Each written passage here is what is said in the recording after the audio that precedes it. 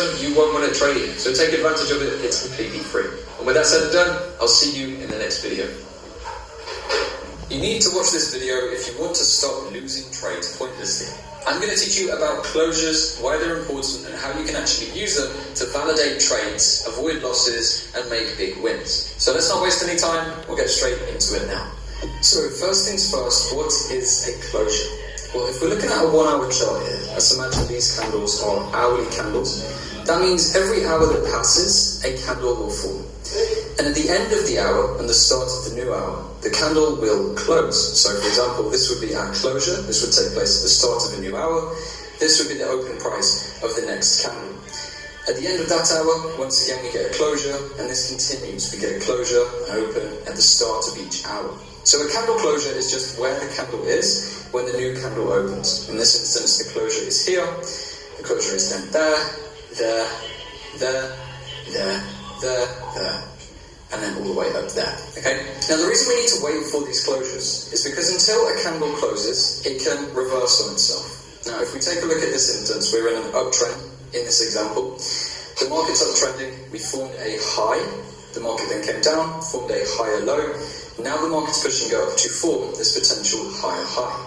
If the market was able to close over this swing high, that would open doors to continued uptrending movements. Meaning we could continue buying this market because we know it's going up, because it's continuing to make new higher highs. But if the market does not close above, and instead the market does this and pulls back down before the hourly candle closes, if it closed down here, then this would actually be a rejection of the high. Because when we're looking at candles, we have the bodies and we have the wicks. The body is this large block area. The wick are these sticks that we get on top or below candles. Wicks show attempted prices within a given time frame. So in this instance, this wick shows us that the market attempted to go this high, but it actually got rejected and the closure ended up being here. Now this means that the only confirmed price action within this price range is between this low, the open price, and this high, the closure price. Anything above that was just attempted price, also known as rejected price. So this is rejected price action. And then this is confirmed price action, just here. Now what does this show? Well, this shows the confirmation has actually confirmed lower than the previous swing high, and the only push above that we had was a wick, which was rejected. So this market attempted to push higher but failed to close above, which actually rejects entirely the concept of seeing closures and continuations above this level, and instead suggests that maybe we could move even lower, because we haven't closed above the high, so we've rejected a new high, maybe indicating that we could be ready to turn into a downtrend. Now, if you saw this candle while it was open, and it's moving up and down, and you decide to buy this candle before it closes, because you think that it's closing above the swing high, well, if the candle then pushes all the way back down here, you've bought on unconfirmed price action. You've actually bought into a rejection of higher prices, which means the likelihood of your trade working out and not instead doing this is now considerably lower, and it's likely this trade could reverse on you. So if you bought up here during this push up, you had your stop loss here, well then it's very possible the market could even sink and stop you out of your trade without actually playing off at all. If you wait for the next hourly candle to open, so you wait for a closure and the next hourly candle opens like this, for example, well now you have that confirmation, so the likelihood of us continuing even higher is actually now pretty much set in stone and a lot more likely, because the market has proven to us that it's ready to make new highs.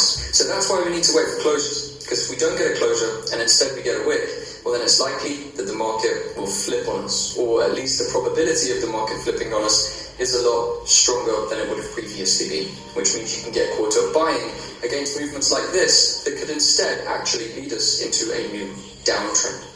So following on from that, if the swing high was rejected, telling us not to get into a buy trade, and then the market moved lower and pushed past the previous swing low, well this could potentially open the doors to trading the other way, which could completely flip our bias. And if we were aware of this and we waited for confirmations, we'd be able to take advantage of this new bearish price action. But what could also happen is actually we go and reject the low as well. So taking a look down here, let's say we pushed down initially, we formulated some bearish price action, but then before the candle closed, we had a push back up like this, and then we closed as a bullish candle once again. Well, now we are seeing the same thing again. We're seeing a rejection of this swing low. This is basically showing an area where sellers were pushing the market down, but at some point down here, buyers took massive control of this market and ended up running it back up to close at this point. If, following on from this point, we then had a bullish candle that managed to go up and close above that previous swing high, so we'd be looking around this point here, well, this would then validate the bias, finally, okay? Because what we've actually shown is an attempt to go higher that failed, then we had an attempt to go lower, which massively failed, followed by an attempt to go higher, which succeeded with this closure. And if this candle was to close up here, then we can continue with our bullish ideas, potentially looking to buy on pullbacks to take this market higher. So really, we have to wait for closures, because you've seen just how dynamic this market has been. And in this example I've just showed you, how you could have been tricked twice if you hadn't waited for candles to close. First, at this top point up here, when the market rejected the high, and second, when the market rejected this low. Now obviously this can be a big back and forth, which can be hard to get your head around, but really it can all be solved by just waiting for the candle closures like this that we see here, because if we wait for a closure above or below a swing point, then we have the confirmation we need to understand whether a market is building strength in one way or the other in a meaningful manner. So whichever time frame you're looking at, whether it's the 1 hour or the 4 hour or the 1 day or the 1 minute, it really doesn't matter. You just need to always wait for those candle closures to occur. When you get a closure like this above or below a swing point, you are ready to go with your trades. But if you get rejections like this one and this one here, then you should just wait out of the market until the market tells you to make a move. Let's take a look at an example of this then.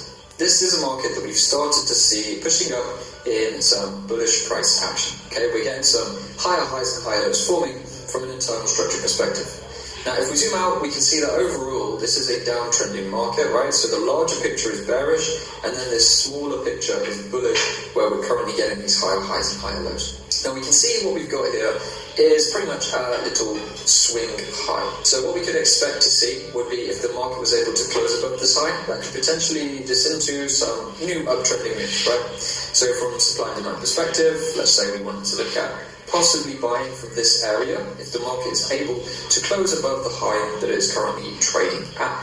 So if we were to close where we are, we may anticipate that the market could pull back towards demand and then continue buying. This could be the indication that maybe the market is starting to shift, because we'd have seen that this high here is actually now being broken. So at that point just there, could be seeing a change in the trend, right? We could be starting to see these buyers take control. Now this is then the point where we want to make sure we are getting closures above this level, right? Above this swing high. If the market is able to close above, that will give us what we need in terms of confirmation to continue trading higher. But if the market fails to close above, then we could instead be potentially about to see continuations lower in this market, because it will show us that the swing high has been rejected. So a rejection would be no closure, and then a confirmation would be closure above.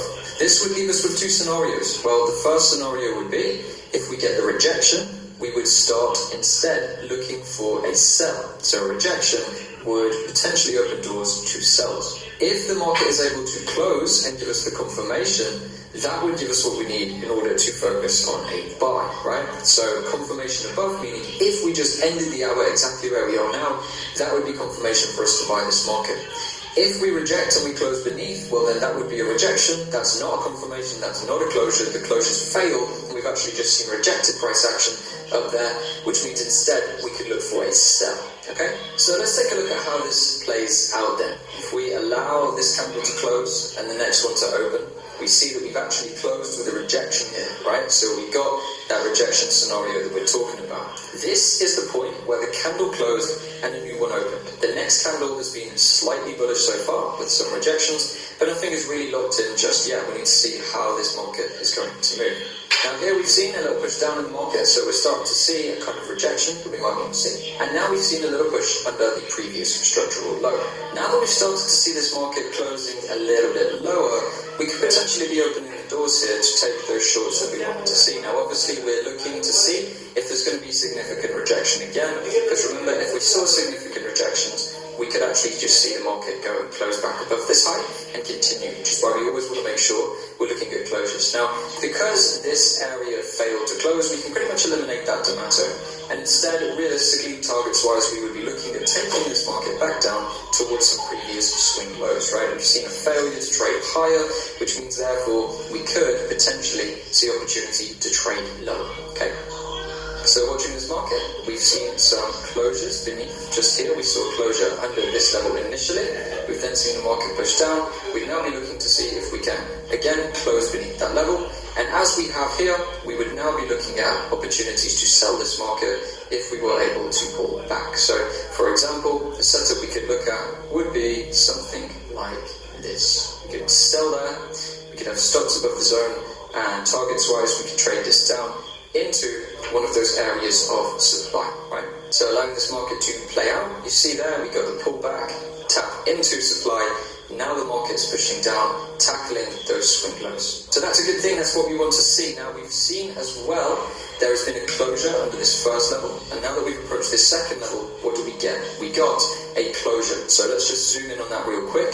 You can see just down here, the level of which we took profits on that first trade, we have a closure. What does this tell us? Well, this tells us we can go lower. If we have rejected this level with a wick and pushed back up, that would be grounds to potentially trade it back the other way, right? We would be saying, okay, maybe the market is not ready to close beneath, maybe we're seeing rejection, so therefore we could potentially see this market return to the highs. But because we've had this closure just here, we could now anticipate that any pullbacks would provide us with pretty much selling opportunities once again. Now, for this, what I'm going to do is drop down to a 30-minute time frame, see if we have any refined areas which are unretested. We've got this supply at the top. Now, if you want to watch a video on supply and demand, click the card at the top of the video just now.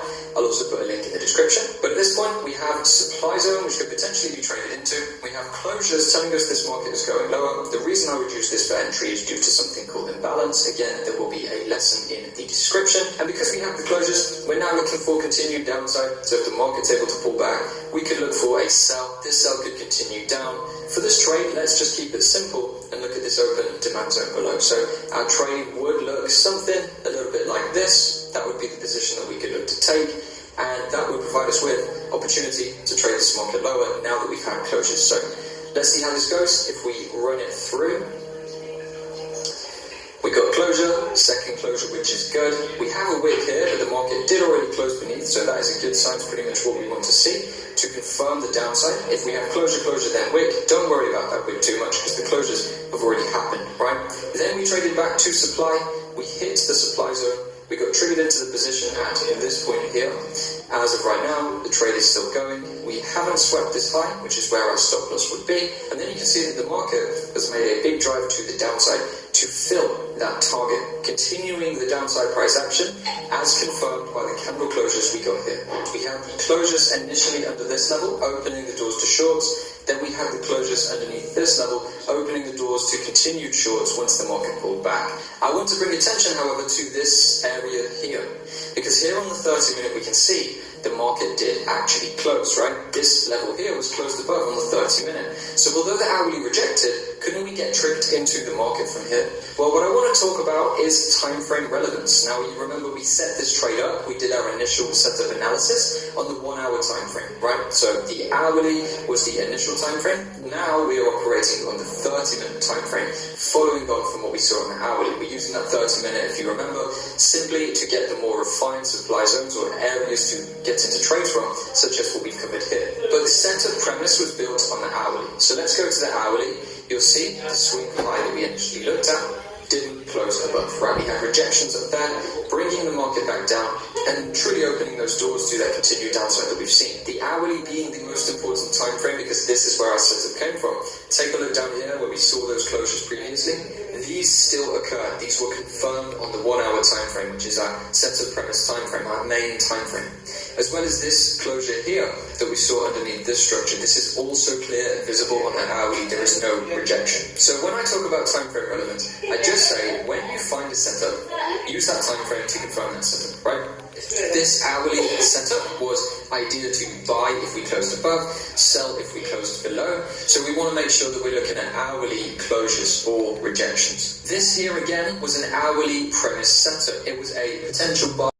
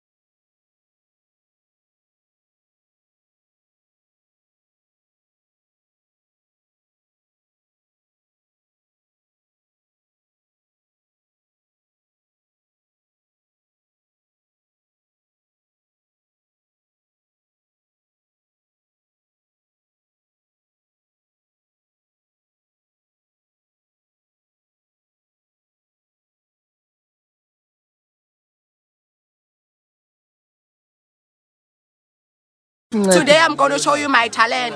Yes, class of 2020. Wait, what? Wow, beautiful. Can you see that? Just show the talent.